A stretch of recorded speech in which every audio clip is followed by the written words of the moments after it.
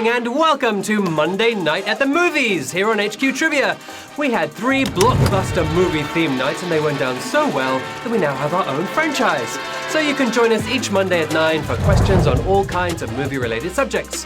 I'm Beric Livingstone, and with Saturday's anniversary of the first feature film to have sound, one subject on my mind has been the switch over to talkies. Cinema got started in the 1890s, and for the first 30 years or so, the films were of course silent. Only picture was recorded, and you typically have a live music accompaniment with the musicians often given cue sheets for the film, so they knew when to play scary music, when to do romantic, and so on.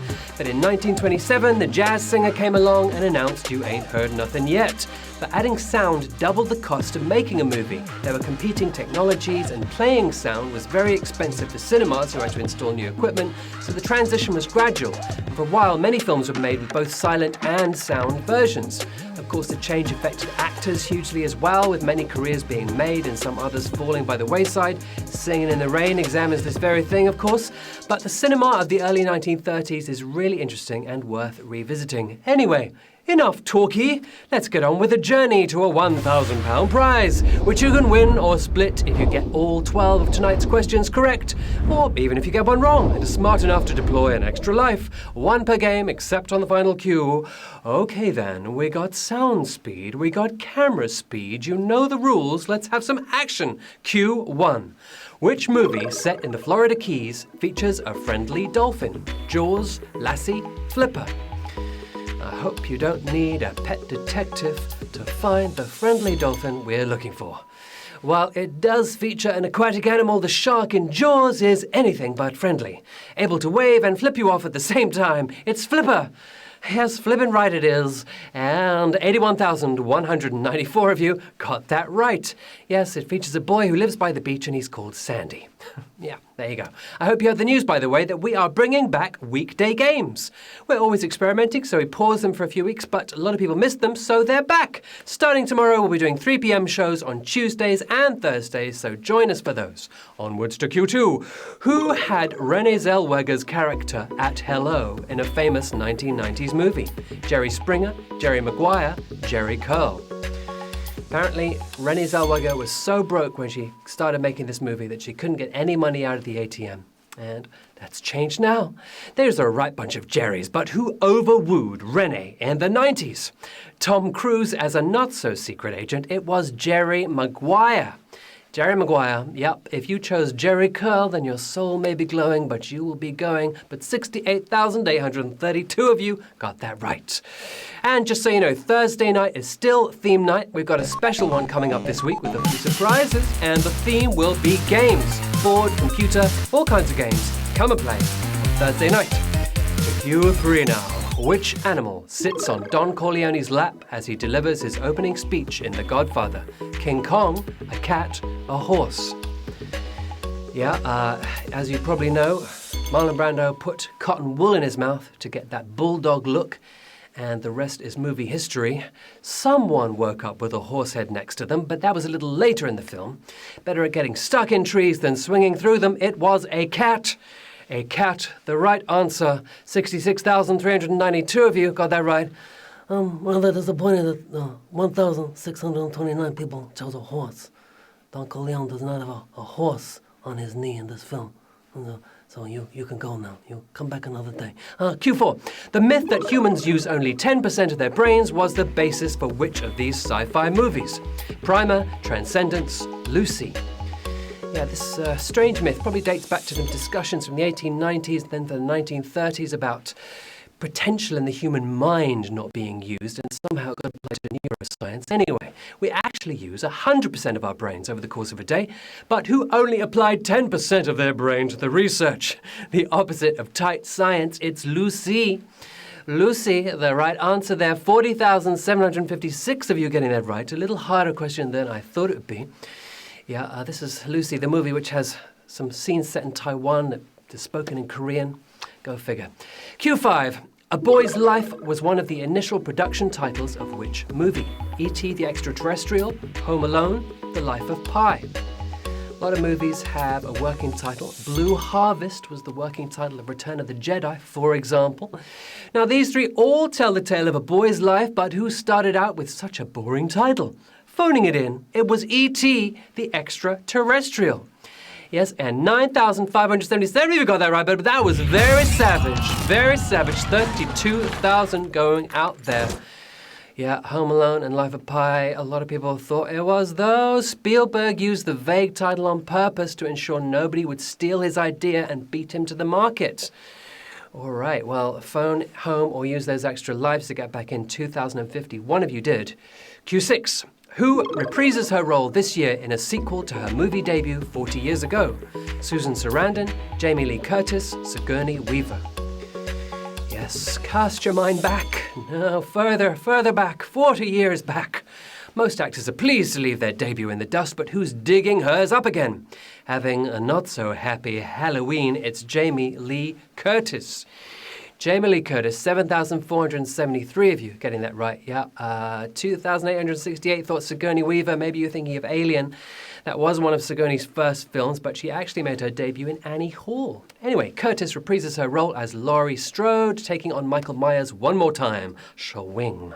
Tonight, I want to say hi to Salwa, Zara, and Farhana, to Anthony, Alan, and Bradley in Middlesbrough, and Sam and Abby in Leeds, who've been playing since June. Thank you, guys, and hi. And to Emily Sherwin, who's been to the movies 62 times already this year. Amazing. Good luck to you all, Q7. The actor who played which role in Gavin and Stacey also appeared in 2017's Wonder Woman. Smithy, Budgie, Dave, Coaches. Yeah, Wonder Woman, unexpectedly the highest-grossing movie featuring World War I. James Corden has interviewed Wonder Woman, but that was on his chat shows. Born to drive the megabus, it was Dave Coaches. And how many of you didn't need coaching? 2,638. We'll say that's a savage question. 5,000 odd eliminated on that one. Yeah, Stefan Rodri played the God of War in Wonder Woman and the just as impressive coach driver in Gavin and Stacey. Q8. Which of these movie stars was born in Ireland? Saoirse Ronan, Michael Fassbender, Colin Farrell.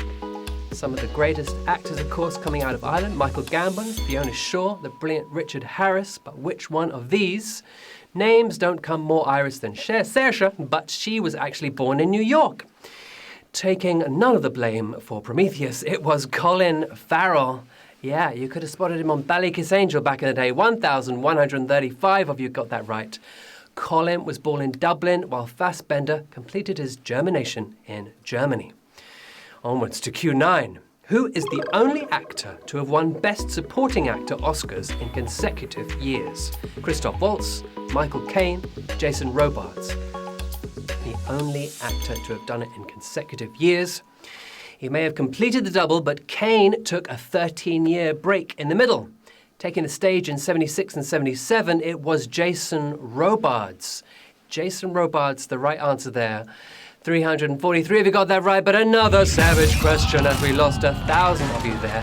He had 4 Oscar nominations in his life, and they were all for playing real people. Waltz won Oscars back-to-back Tarantino movies, but they were 3 years apart. Okay, Q10. What prompted Vin Diesel to offer Dwayne Johnson a part in the Fast and the Furious franchise? A fan's suggestion, a movie magazine vote, a dream? Talking of working titles, The Fast and the Furious had Red Line as its title. They changed it to The Fast and the Furious, but then they had to ask Roger Corman for permission to use it from his 1955 movie, which still had the copyright. And he said okay, but he had to get some Universal stock footage rights in exchange. Anyway, the part that Dwayne Johnson played was originally written for Tommy Lee Jones, but what prompted Vin to call in The Rock? Getting heckled for the pebble, it was a fan's suggestion. Always listen to your fans. 95 people getting that right. And another savage question, 337 of you eliminated there. Une question sauvage. Demanda sauvage. You know the drill. A fan named Jan Kelly suggested Vin and Dwayne should collaborate, and the rest is high-speed history. Okay, 59 people using extra lives there. Q11, 2 to go. A play by which of these Hollywood stars had its London premiere in 2016? Zach Braff, Steve Martin, Jesse Eisenberg. 3 thesps of many talents, 3 polymaths, and all 3 of them, of course, have written plays. But who's been reaping the spoils from the spoils? Always acting awkward. It's Jesse Eisenberg. Yes, eyes, baby. 75 of you got that right. Okay then, glass of water at the ready because we are Zuckerberging into the final round. £1,000 still to play for. Quite a lot of savagery in that game, and just 75 of you left with 7 people using extra lives. Here comes Q12. Which popular entertainment group is referred to at the end of Hitchcock's The 39 Steps? The Marx Brothers, the Three Stooges, the Crazy Gang. Yeah, the 1915 novel spawned 3 movie adaptations plus a TV movie. You can see Peggy Ashcroft turn up in the 35 movie, doing a very interesting Scottish accent. She's from Glasgow, she says. Anyway, it's also name-checked in The Catcher in the Rye, one of Hitchcock's own movies that he loved the most. It's a tale of espionage and lucky escapes, but which of these funny fellas got a name drop? The Stooges film The Outlaws Is Coming was a nod to the Birds, but Hitchcock didn't return the favour. The prequel to Wimbledon FC, it's the Crazy Gang for the win. And crazily enough, we have 26 winners tonight.